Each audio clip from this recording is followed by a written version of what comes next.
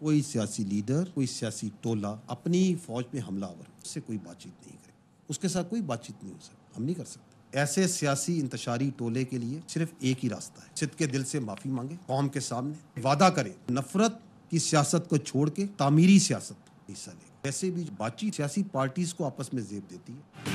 पाक फौज ने पीटीआई से मुज़ाकरात का इम्कान मुस्तरद कर दिया। पाक फौज पर हमला और शहीदों की तस्दीक करने वाले सियासी इंतशारी टोले से बात नहीं हो सकती। DGISPR ने वाज़ेह कर दिया, कहा बातचीत सियासी जमातों में जेब देती हैं, फौज को नहीं। 9 मई के मुकदमा फौजी पाकिस्तान का नहीं, आवाम का है। 9 मई वालों को आइन के मुताबिक सजा देना पड़ेगी। सजा न दी गई तो अदालती निज़ाम से एतमाद उठ जाएगा। किसी की जान, माल, इज्जत और आबरू महफूज नहीं रहेगी। एक ही रास्ता है, इंतशारी टोला सच्चे दिल से माफी मांगे, नफरत छोड़कर तामीरी सियासत करे। जुडिशल कमीशन का मुतालबा करके कन्फ्यूजन पैदा की जा रही है। कोई बहाम नहीं, वरगलाने और अहदाफ बताने के वाले तमाम शवाहिद मौजूद हैं। जुडिशल कमीशन बनाना है तो वाज़े की तह तक जाना चाहिए। 2014 धरने के मुहर्रिकात भी देखे जाएंगे। 9 मई की असल हकीकत यह है कि सियासी टोला शय लेते लेते यहाँ तक पहुँचा कि अपने ही दारों पर हमला कर दिया। फौज ने तो अपना खुद एहतसाबी अमल तेजी से मुकम्मल कर लिया था। साबिक DGISI पर जो इल्जामात हैं उसकी इंक्वायरी तो स्टार ऑफिसर कर रहे हैं।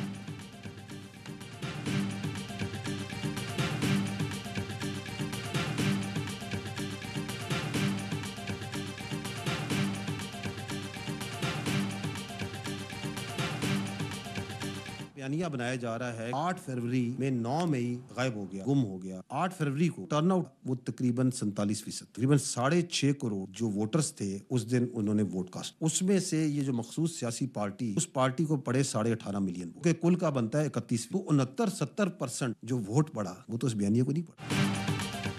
मखसूस जमात को वोट 9 मई के हक में नहीं था। तर्जुमान पाक फौज ने कहा 8 फरवरी के इलेक्शन के बाद मुल्क के 93% आबादी इस बयानी के साथ नहीं खड़ी।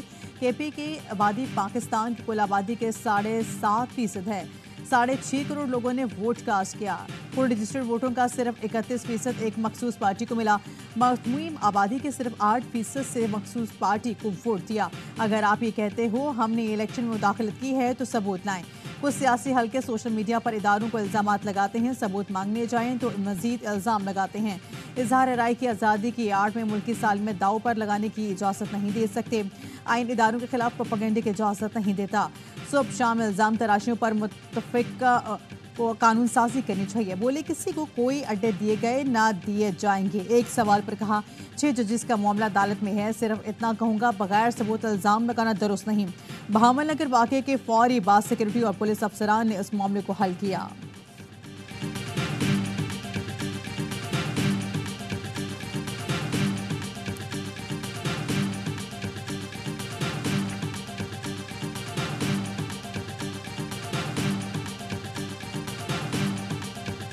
बात हमने किसी से नहीं करनी है, ना हम बात करेंगे, ना किसी से बात करनी है।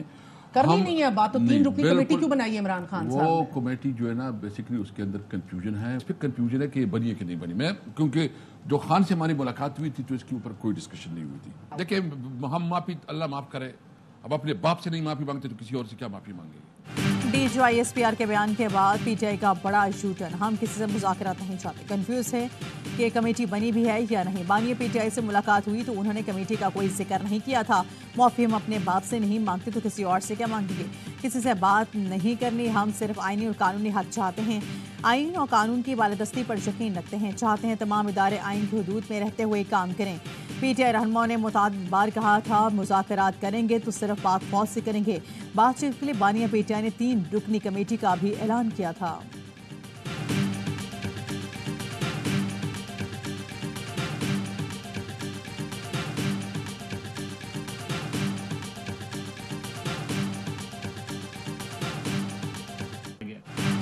नौ मई को एक शख्स ने इक़्तिदार के हुसूल के लिए अपने गिरोह के साथ वतन अजीज के असास पर हमला किया। वज़ीर दिफा ख्वाजा आसिफ का वीडियो बयान। बोले इस रोज़ जो कुछ किया गया ऐसा हमारे दुश्मन भी नहीं सोच सकते। असली तंज़ीमात पर हमले करने वाले के छुरे कौम के जहनों पर नक्श हैं, उनकी सज़ा का फैसला आइन और कानून करेगा।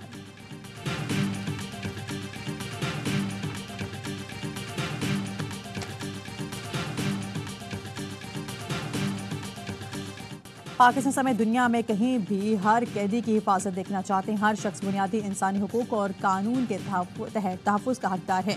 तर्जुमान अमरीकी महकमा खारजा मैथ्यू मिलर ने सेनेटर चक शूमर के बानी PTI की हिफाजत से मुतल्लिक पाकिस्तानी सफ़ीर से गुफ्तगू पर सवाल का जवाब दिया। अमरीकी सफ़ीर डॉन ब्लूम और उमर अयूब की मुलाकात के सवाल पर मैथ्यू मिलर ने कहा, अपोजिशन रहनुमाओं से मुलाकात में दो तरफा ताल्लुकात, मुआशी इस्लाहात, इंसानी हुकूक और इलाकाई सलामती बर्बाद हुई। पाकिस्तान में इंतखाबात और किसी जमात से मुतल्लिक कोई पोजीशन नहीं रखते।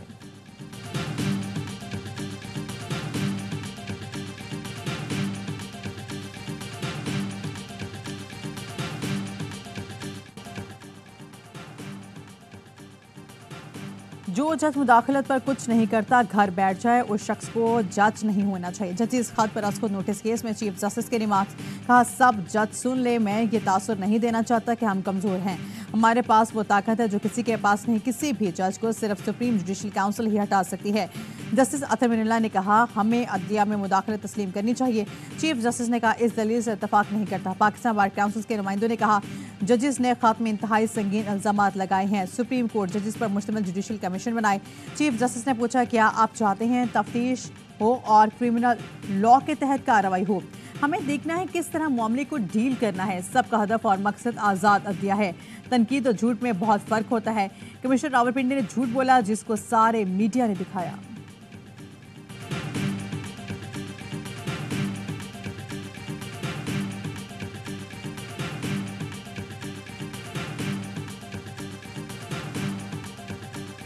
Federal government has to submit its response to the grave status of interference by the executive as highlighted by all the high courts.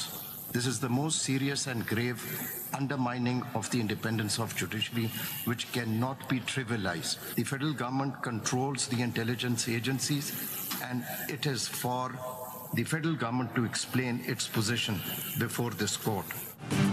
अदलिया में संगीन हुकूमती मुदाखलत पर विफाक को जवाब देना है, जैसे कि हाई कोर्ट के जवाब में भी उजागर किया गया। अदलिया की आज़ादी पर संगीन हमलों को हल्का नहीं लिया जा सकता। जस्टिस अतर मिनल्ला का गुज़श्ता समात के तहरीरी हुक्मनामे में नोट, लिखा, खुफिया इदारों को कंट्रोल करने वाली वफाकी हुकूमत इन ताल्लुकात पर अपनी पोजीशन वाज़े करे। इन वाक़यात पर कार्रवाई हतमी तौर पर वफाकी हुकूमत की जिम्मेदारी है। हाई कोर्ट ने वाज़े कर दिया है कि ऐसे वाक़यात अब भी जारी हैं। चीफ जस्टिस ने हुक्मनामे में एजेंसी से पहले जवाब मांग लिया गया है। जस्टिस अतर मिनल्ला बोले, वो महज तजावीज़ पर जवाब मांगा गया है।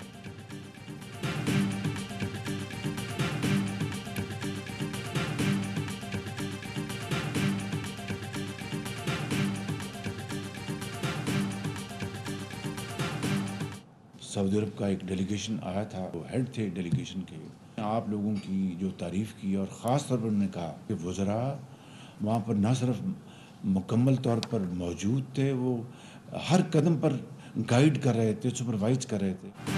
वज़ीर आज़म शहबाज शरीफ की ज़ेर सदारत वफाकी काबीना का इजलास। वज़ीर आज़म ने कहा, सऊदी सरमायाकारों के वफ़द की पाकिस्तान आमद मुआशी ताल्लुकात के यहाँ पेशरफ्त है। काबीना इजलास में एयरसेल को चीन, मलाइशिया, श्रीलंका, थाईलैंड, तुर्किया, बरतानिया, कुवैत में फ़्लाइट ऑपरेशन शुरू करने की मंजूरी दी गई। वज़ीर आज़म से जापानी कारोबारी वफ़द की मुलाकात। वज़ीर आज़म ने कहा, जापान में पाकिस्तान के दरमियान तिजारती ताल्लुकात दहाइयों पर मुहित हैं। वक्त आ गया दोनों मुल्क मुख्तलिफ शोबों में तिजारत और सरमायाकारी में मज़ीद फ़रोग़ दें।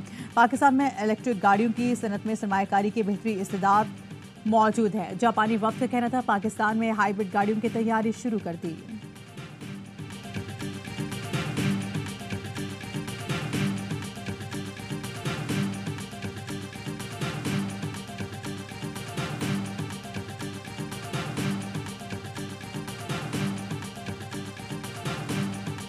किसी लीडर को टास्क दिया कि दोस्ती करवाए, कोई ऐसा टास्क नहीं है। मैं बिल्कुल जिम्मेदारी के साथ ये आपको बता रहा हूँ। मैं काबीना का हिस्सा हूँ और वज़ीर आज़म साहब का अगर ऐसा कोई टास्क देते किसी को तो काबीना को और मुझे मालूम होता। भारत से दोस्ती कराने का टास्क किसी शख्सियत को नहीं दिया गया। कोई टास्क दिया जाएगा तो काबीना फैसला करेगी। नायब वज़ीर आज़म इसाक डार की प्रेस कॉन्फ्रेंस का उम्मीद है मई में सऊदी वली अहद पाकिस्तान आएंगे। सऊदी वली अहद ने रमज़ान में दौरे पाकिस्तान की यकीन दहानी कराई थी। तारीखों का फैसला होते ही ऐलान कर दिया जाएगा। बोले, ECC के किसी इजलास में गंदम दरामद की इजाज़त नहीं दी। 9 अगस्त तक दौरान सदारत ECC में कोई मंजूरी नहीं दी।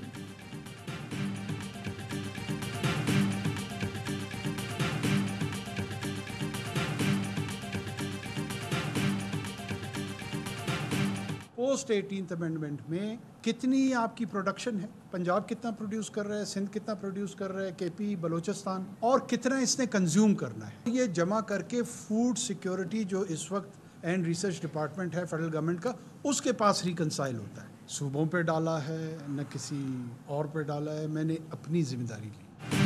गंदम मामले को कभी किसी सूबे या किसी और पर नहीं डाला।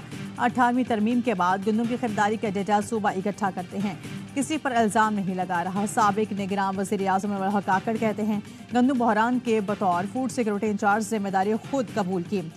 सूबों ने जो डेटा फराहम किया गया है उसके मुताबिक फैसला किया। गंदम बहरान पर कोई सेहतमंद बहस नहीं हो रही। मैं कोई मुगल बादशाह नहीं कि फरमान जारी कर दिया और अमल हो गया। विफाकी वज़ीर दाखिला मोहसिन नकवी ने कहा कुछ लोगों की ख्वाहिश है कि मेरे और काकड़ साहब के खिलाफ गंदम इंक्वायरी हो, सामना करने को तैयार हैं।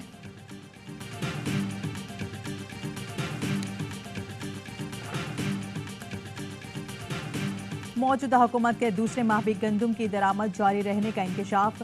ज़राए का कहना है कि अप्रैल में 86,800 मैट्रिक टन गंदम दरामद हुई। अप्रैल 2024 में 7 अरब रुपए से ज़ायद की गंदम दरामद हुई। मौजूदा हुकूमत के पहले 2 माह तकरीबन 7,78,000 मैट्रिक टन गंदम दरामद हुई। निगरान दौर में 27,58,226 मैट्रिक टन गंदम दरामद की गई थी।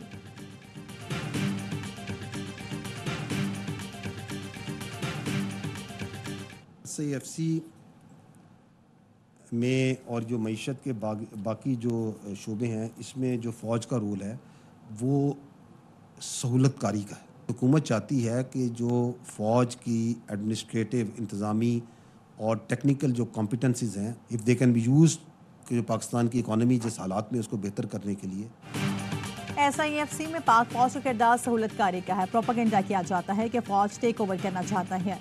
हमारे मकसद इदारों की मदद करना है, जगह लेना नहीं। किसी मुल्कों में मईशत मजबूत बनाने के लिए फ़ौज की मदद ली जाती है। हम हुकूमती मंशा के मुताबिक काम कर रहे हैं। DGISPR मेजर जनरल अहमद शरीफ कहते हैं पाक फौज ज़िले इदारों ने 360 अरब रुपए टैक्सेस और ड्यूटी के मद में अदा किए। फलाही इदारों पर सरकारी ख़जाने से 1 रुपया भी खर्च नहीं हुआ। ये फलाही इदारे कई 100 अरब खर्च कराने में जमा करा रहे हैं।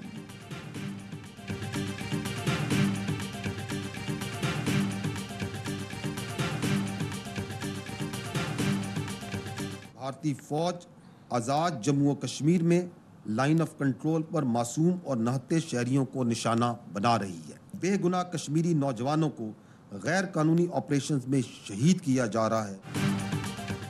LOC पर मासूम कश्मीरियों की जान को खतरा है। पाकिस्तान अपनी सालिमत और खुद मुख्तारी की दिफा के लिए हर वक्त तैयार है।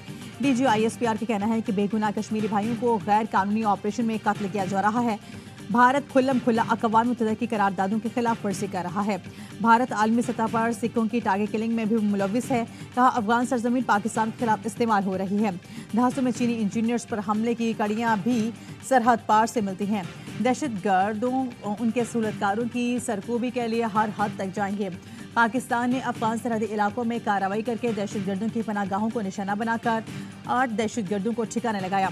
एक सवाल के जवाब में कहा मिसिंग पर्सन्स पेचीदा मसला है। हाल ही में कुछ दहशतगर्द मारे गए जो मिसिंग पर्सन्स में शामिल थे। 80% मिसिंग पर्सन्स को ट्रेस किया जा चुका। बाकी मुल्कों में तो मिसिंग पर्सन्स की तादाद लाखों तक जाती है।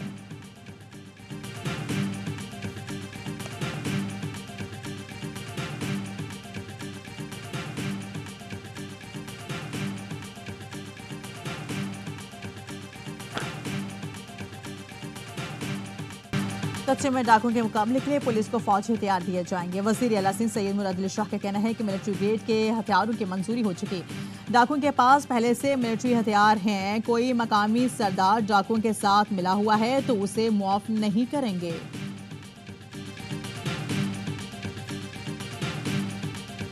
मुझे खुद बताइए कि 9% टैक्स टू GDP रेशो, ये किस तरह ये मुल्क चल सकता है? फिलैंथ्रोपी से मुल्क नहीं चल सकते। मुल्क सिर्फ टैक्सेस देने ही से चल सकते हैं। मुल्क खैरात नहीं टैक्स देने से चलेगा। सिर्फ 9% टैक्स टू GDP की शरह से मुल्क कैसे चल सकता है? वज़ीर ख़ज़ाना मोहम्मद औरंगज़ेब कहते हैं ये नहीं हो सकता, सिर्फ एक तबके पर टैक्स लगा दें। टैक्स इस्लाहात वक्त की अहम ज़रूरत है। गैर तरक्याती अखराजात को कम करना ज़रूरी है। महंगाई अब 17% पर आ चुकी, जो मज़ीद कम होगी। जुलाई अगस्त तक पॉलिसी रेट भी नीचे आएगा। अगले 7 से 10 दिन में IMF का मिशन पाकिस्तान आएगा, जिससे आइंदा प्रोग्राम पर बात होगी। पेंशन के अखराजात को काबू में लाने के लिए रिटायरमेंट की उम्र 60 साल से बढ़ाकर 65 साल तक करने के इकदाम सिर्फ और हैं। सिम्स वाले मामले पर कहा जा रहा था कि फॉरेन इन्वेस्टर्स नाराज हो जाएंगे। मोबाइल बिल हजारों में दे रहे हैं तो फाइलर क्यों नहीं बन रहे?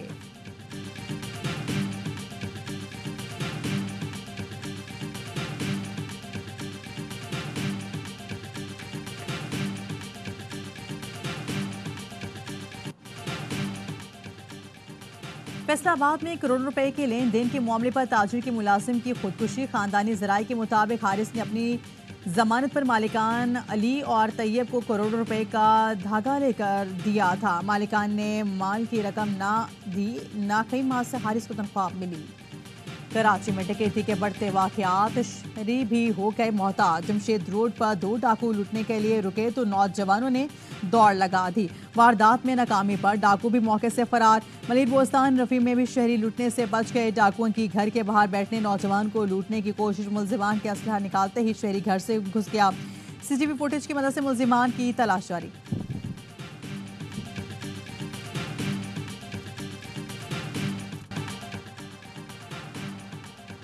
वफाकी वज़ीर दाखिला मोहसिन नकवी की CMH कोयटा आमद गुज़श्ता रोज़ झड़प में जख्मी 6 जवानों की आयादत की और हौसले को सराहा। कहा जख्मी जवानों ने बहादुरी के साथ शरपसंदों का मुकाबला किया। मोहसिन नकवी बगैर बुकटी स्टेडियम भी गए। 3 माह में स्टेडियम में फ्लड लाइट्स लगाने का ऐलान किया। कहा सहूलतों को कम से कम वक्त में बेहतर किया जाएगा। बलूचिस्तान के अवाम के क्रिकेट टूर्नामेंट्स कराई जाएंगी। वज़ीर आला बलूचिस्तान सरफराज बुकटी बोले मोहसिन नकवी से अमन व अमान के हवाले से गुफ्तगू हुई। शुक्रगुजार हूँ, उन्होंने क्रिकेट बहाली का वादा किया। बलूचिस्तान में भी क्रिकेट से मोहब्बत करने वाले लोग हैं।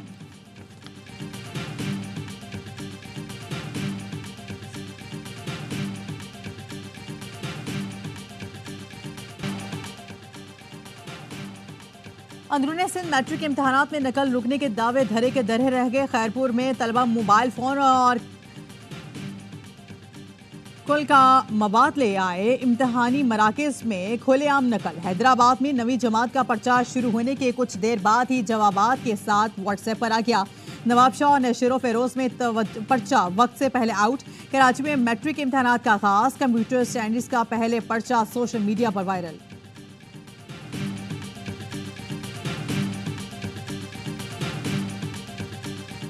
मुल्क भर के बैनुल-अक़वामी एयरपोर्ट्स पर हज ऑपरेशन की तैयारियां मुकम्मल। वज़ारत मज़हबी अमूर के मुताबिक कराची एयरपोर्ट से पहली हज परवाज कल रात 2:15 बजे रवाना होगी। आज़मीन हज की immigration road to Makkah project के तहत सऊदी हुकाम करेंगे।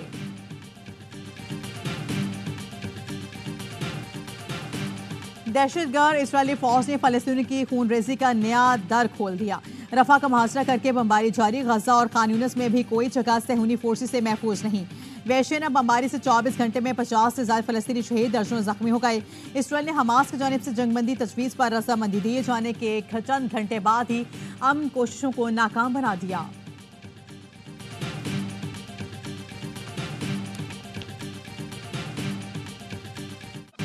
अमेरिका में फलस्तीनियों के हक में मुजाहिरे जारी। शिकागो की यूनिवर्सिटी में पुलिस ने इस्राएली मज़ालिम के खिलाफ आवाज़ उठाने वाले तलबा के कैंप उखाड़ दिए। पुलिस और तलबा आमने सामने, हालात कशीदा। बरतानिया के ऑक्सफोर्ड यूनिवर्सिटी के तलबा भी एहतजाजी तहरीक का हिस्सा बन गए। ख़ैमे लगाकर फलस्तीनियों से जारी यकजहती। तलबा का हुकूमत से इसराइल की हिमायत और इमदाद बंद करने का मुतालिबा। बर्लिन की यूनिवर्सिटी में भी फलस्तीनियों के हामी तलबा पर पुलिस टूट पड़ी। कैंप उखाड़ दिए। मुतादी तलबा को गिरफ्तार कर लिया।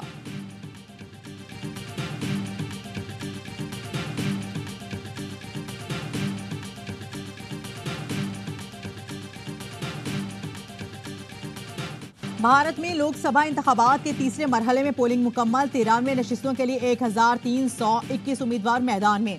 रियासत गुजरात से भारतीय जनता पार्टी के रहनुमा और वजीर दाखिला अमित शाह तीसरे मरहले के अहम उम्मीदवार। भारतीय वजीर आजम नरेंद्र मोदी ने अहमदाबाद में अमित शाह के हल्के में वोट कास्ट किया। 7 मराहिल में होने वाले इंतखाबात के लिए वोटों की गिनती 4 जून को होगी।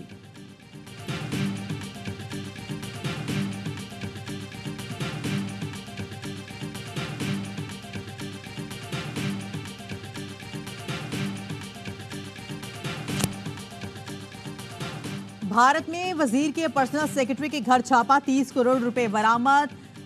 झारखंड के महकमा दही तरक्की में बदउनवानी पर कार्रवाई की गई। छापों के दौरान संजय लाल और उनके नौकर के घर से नकदी बरामद की गई। काला धन गिनने के लिए 6 मशीनें लगाई गई। रकम गिनने में बैंक अमले को 12 घंटे लगे। अजलान शाह हॉकी टूर्नामेंट में पाकिस्तान और जापान का मुकाबला 1-1 गोल से बराबर। जापान ने तीसरे क्वार्टर में गोल स्कोर किया। पाकिस्तान ने चौथे क्वार्टर के इख्तिताम पर मुकाबला बराबर किया। पाकिस्तान की जानिब से राना वहीद अशरफ ने गोल किया। कौमी टीम टूर्नामेंट में अब तक नाकाबिल शिकस्त है। आज अपना चौथा मैच कनाडा के खिलाफ खेलेगी।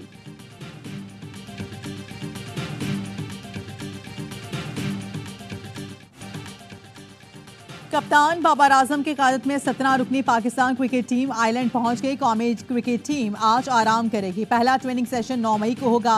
पाकिस्तान और आइलैंड के दरमियान T20 सीरीज के 3 मैचेस खेले जाएंगे।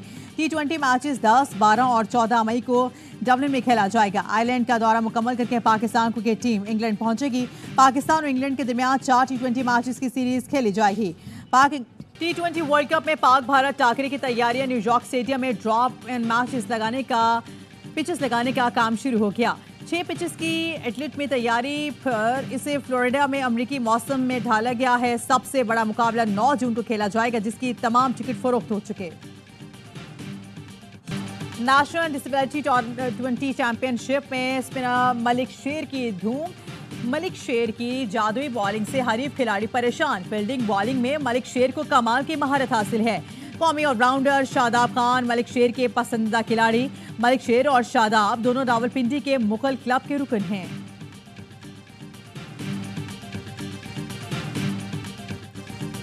और हैदराबाद में मोहब्बत की नई दास्तान रकम गजल खान दोनों हाथों और पैरों से महरूम क्लास फेलो को जिंदगी का साथी बना लिया। साहिल कहते हैं कि गजल ने समाज से मुकाबले करके उन्हें चुना। साहिल और गजल की शादी पर उनके दोस्तों और रिश्तेदारों ने खूब खुशियां मनाई।